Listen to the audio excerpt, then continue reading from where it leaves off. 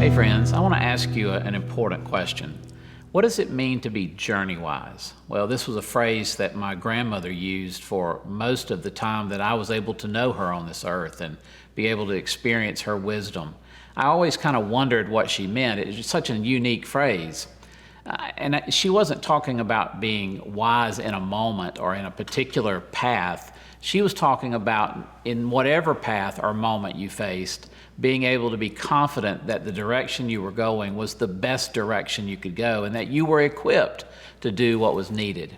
You know, I call it spiritual muscle memory.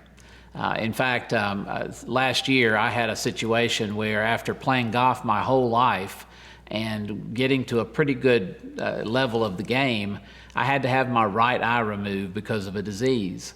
And you know, it was a struggle for me as I began thinking I would not be able to play golf without having good depth and without being able to really see the ball clearly. But a couple of things happened that were just very powerful for me. Number one, the brain rewired in my good eye so that the vision actually became better in the midst of this struggle. But the second thing that happened is that muscle memory kicked in. And even though I couldn't see the ball very well or as well as I did when I had two eyes, I was still able to really hit the ball and play the game because I had done so much training beforehand. That's what journey-wise is about. It's about the spiritual training. It's about a spiritual muscle memory that happens in our lives that allows us, no matter where the journey takes us, no matter what we may confront, what obstacles may be there, that we're able to move forward. You know, when you look at the life of Jesus, his life was filled with journey wisdom. In fact, Jesus did most of his miracles and most of the powerful interactions of who he was. He did that as he was making his way from one point to the next. Maybe it was from one town to the next, one region to the next, one major intersection to the next intersection. It was a powerful time for Jesus to be able to express who he was and to show others who he was. My grandmother was a person who used every day and every moment of her life to try to make something matter, to make every step count. My grandmother was a wonderful person of faith, but she had quite a journey behind her, and she showed that in terms of her relationship to God. She had been part of an abusive marriage. My grandfather, who was also a hemophiliac, spent most of his life in pain, and he was just not a good person. And he did not treat my grandmother well. My grandfather died suddenly when my grandmother was pregnant with her fourth child, my uncle. And after he was born, she had to figure out a way to make a living. And so, having an associate's degree, she decided to go and become a teacher. And she spent 2 years riding in the back of a laundry truck 3 times a week, 35 minutes, so she could go to school, then come home and take care of 4 children. She knew that every step along the way, as hard as it was, as difficult as it was, that she was going to be able to be strong for the journey. She knew that by working hard and by spending time being faithful to the things that she knew she was called to do, that she had a passion to do, that God was going to bless that. In fact, she used a phrase with me other than journey-wise that was probably the most prominent phrase. Every time she would give me a hug, she would say, "Remember, you are blessed." Well, I want you to open up the scriptures to Matthew chapter 5. Matthew 5 is where the Beatitudes are. And most of us have heard of the Beatitudes, and many of us have studied it. I'm sure almost everyone has seen them listed on a keychain or on a bookmark. The Beatitudes are the poetic verse to the beginning of the Sermon on the Mount, and they are powerful. They are different than most of the other ways that Jesus communicates. They're not a parable, they're not narrative, they're not necessarily story. They're very much like a poem, but they're a poem with a purpose. They have something to say, and you can tell that they are important, and there's several reasons why they're important. Because, you know, every aspect of Jesus' ministry, and I encourage you to do this, every aspect of Jesus' ministry that happens after Matthew 5 chronologically in any of the Gospels, you can fit them back into one of the Beatitudes, to the principles that each Beatitude would be trying to teach. So the Beatitudes are more than just platitudes. They're more than just the beginning of a good message. This is the heart of the message. It's not just that he's trying to share a list of blessings with you if you do certain things. He's saying that if you do these things, if you keep them at the center of who you are, then they're going to become a blessing and your life becomes a blessing for others. So there's this powerful interchange of both what you learn from Jesus and then how to live out what you learn from Jesus. Now, before we were to study the Beatitudes, there are some things that I would encourage you as principles to understand about them. And that's important as we start this introduction and go through this lesson. The first thing is that the Beatitudes arrive after Jesus has already done what I believe is some real test teaching. It says that he went throughout the land in the region of Syria, teaching and performing miracles and touching people's lives.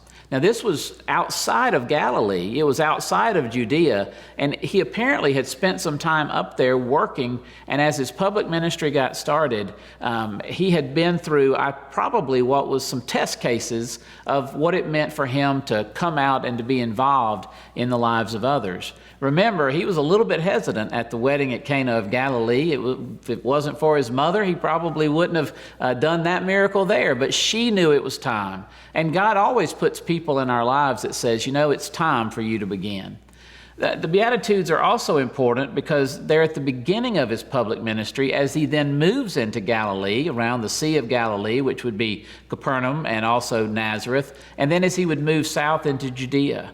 They are truly a major intersection in the life of Jesus' ministries, and if you don't understand that, you really miss the power of them as they move forward. But as you read there in the beginning of Matthew 5, before you hear one beatitude mentioned, there are some important things to note.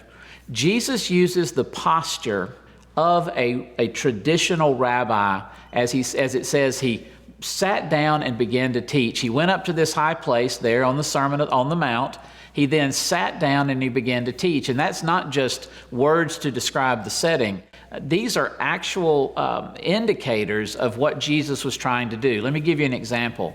When a rabbi would go into any place, whether it was in the synagogue or outside of the synagogue, they would find a high place. Maybe it was a stone that they could sit on or stand on, or if it was in the synagogue, they would go to the place that everyone would be watching. And then they would sit down. In our culture, when people want to talk or teach, they usually stand up. But in that culture, they would sit down, and it would do two things. It would tell them that the words they're about to hear are important, and that the person teaching those words are doing so with authority. So Jesus goes and sits down and says, look, what I'm about to teach you, this is important stuff, and I'm one who has the authority to teach it.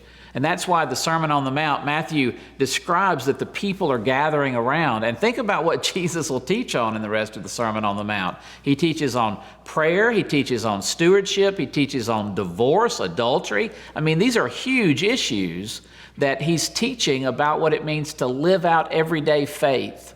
This isn't some academic intellectual sermon. This is about what it means to follow him. And he begins all of that with these values at the beginning by being what every other traditional rabbi would become in order for people to hear that message. You know, also, too, there's a symmetry in the Beatitudes that's very interesting. And I believe this symmetry is found in the fact that the Beatitudes are, again, they're not just another list. They're not really poem, although they have poetic verse, but they're not like parable or narrative either. There's a sense with everyone beginning with the same word, blessed are those, and then there is an answer to what it means to be blessed in that particular principle or value. And that symmetry teaches us about the balance of what it means to live out the rest of the Sermon on the Mount. So you want to know how to pray?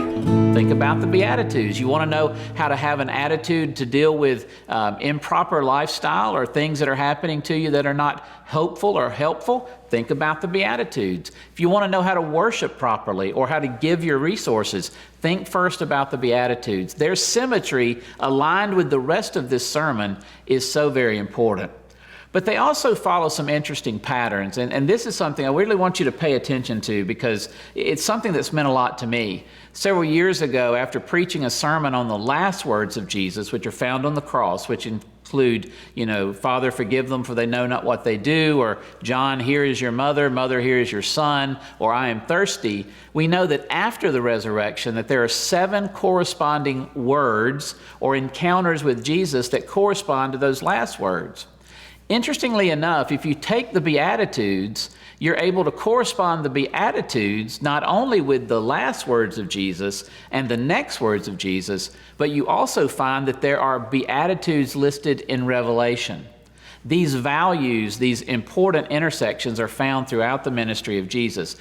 Except there's one exception to all of this. There are 8 Beatitudes and 7 last words and 7 next words. And I get this question all the time. Well, if this is such a sense of connection, then why are there 8 blessings and only 7 of the others? And the answer to me is fairly simple. If you live out the first 7 Beatitudes, the 8th one is, blessed are those who are persecuted for doing the previous 7. That's the 8th one. And if you live out those first 7, you're going to deal with struggle and persecution. And that's why he begins his ministry by saying to them, I don't want to lie to you. I'm not going to keep it from you. This is the reason of what happens when you actually follow me. But I think most important, friends, in all of this is getting back to what my grandmother was saying. My grandmother was saying, in order to be journey wise, you have to be ready to face not only the good things of life, but you have to be ready to face the difficulties of life. And I say in our study that the Beatitudes really are addressing first and foremost the horror of 3 things that we will all face. First is this incredible need for self-sufficiency. Second is this unbelievable pain and an unbelievable dark side of our culture of injustice. And then finally, this draw sometimes to make other things idols instead of worshiping the true God. Jesus says, here are my values, the core of who I am, the core of my teaching. If you follow this, then you're following me. So now before we get into the actual Beatitudes, I want you to take some moments and think about the principles and the reflections in your guide, so that you fully understand the power and the presence and the authority of what the Beatitudes mean, not only to the Sermon on the Mount, but to your journey as well.